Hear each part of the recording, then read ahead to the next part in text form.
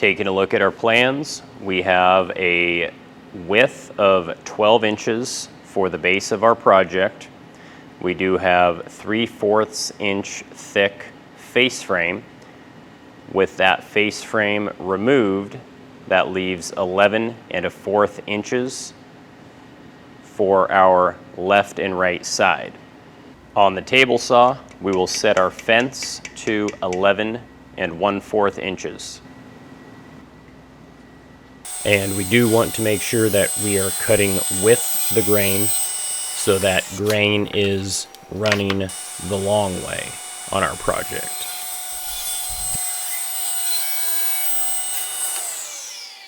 When finished, I have two pieces, each measuring 11 1/4 inches wide by 48 inches long, because that's half a sheet of plywood, by 3/4 inch thick.